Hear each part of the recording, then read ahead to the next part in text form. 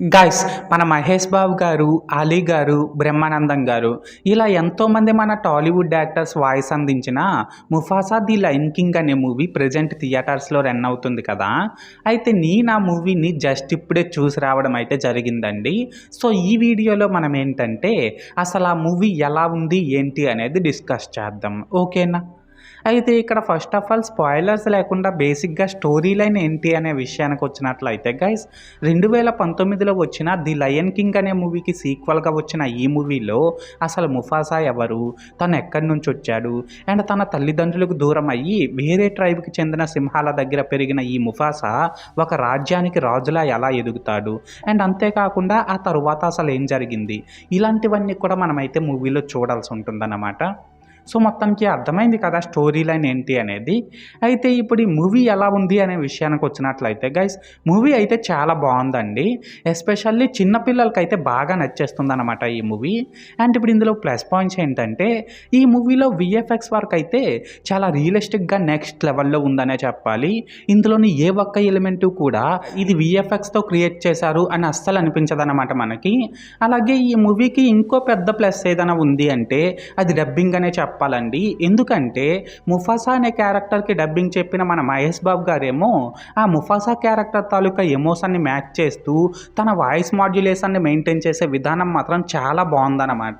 అంటే ఇంకా సింపుల్గా చెప్పాలంటే ఆ ముఫాసా క్యారెక్టర్ తాలూకా స్ట్రగుల్స్ అండ్ పెయిన్ని మనం అందరం కూడా కంపల్సరీగా ఓన్ చేసుకుంటాం అన్నమాట. అంత బాగా సెట్ అయింది ముఫాసా క్యారెక్టర్కి మన మహేష్ బాబు గారి వాయిస్. అలాగే పుంబా అనే క్యారెక్టర్కి మన బ్రహ్మానందం గారి వాయిస్ అండ్ టిమాన్ అనే క్యారెక్టర్కి మన అలీ గారి వాయిస్ కూడా బాగా సింక్ అయినాయి అన్నమాట. నిజంగా చెప్పుకోవాలనేసి అంటే ఈ పుంబా టిమాన్ల మధ్య వచ్చే సీన్స్ అన్నీ కూడా మనకి 100కి 200% వరకు ఎంటర్టైన్ చేస్తాయనే చెప్పాలి.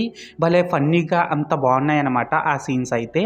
లాస్ట్గా ఏంటంటే ఈ మూవీకి సంబంధించి తెలుగు డబ్బింగ్ వెర్షన్ రైటర్స్కి మనం అందరం కూడా కంపల్సరీగా మెచ్చుకోవాలండి. ఎందుకంటే ఇందులో మన మహేష్ బాబు గారు, బ్రహ్మానందం గారు, అలీ గారు వీళ్ళ ముగ్గురు వేసిన సెటైర్లే కానీ, పంచులే కానీ, డైలాగ్సే కానీ ఇవన్నీ కూడా చాలా బాగా పేలాయన్నమాట.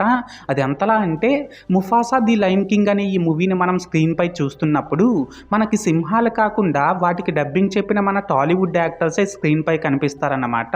అంత కనెక్టబుల్గా ఉన్నాయి ఆ డైలాగులు, పంచులు. అండ్ ఇందులో బీజిఎం, సినిమాటోగ్రఫీ, ప్రొడక్షన్ వాల్యూస్ ఇవన్నీ కూడా పర్లేదు, స్టోరీకి తగ్గట్టు బాగానే ఉన్నాయి.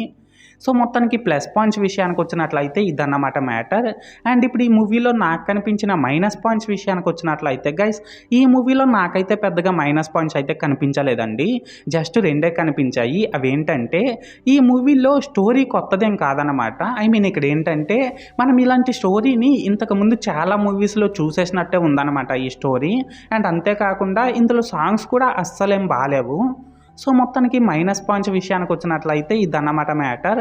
అయితే ఇక్కడ ఓవరాల్గా ఏంటంటే గైస్ ఈ Mufasa the lion king movie బాగుందా బాలేదనేసి అంటే నాకైతే చాలా బాగా నచ్చిందండి. అండ్ నేను ఈ మూవీకి 5కి 3.5 రేటింగ్ ఇస్తున్నా. సో, మీరు కూడా ఒకవేళ ముందే ఈ మూవీని చూసినట్లయితే మీరు దీనికి ఎంత రేటింగ్ ఇస్తారో అది కామెంట్ సెక్షన్లో చెప్పేయండి. ఓకేనా?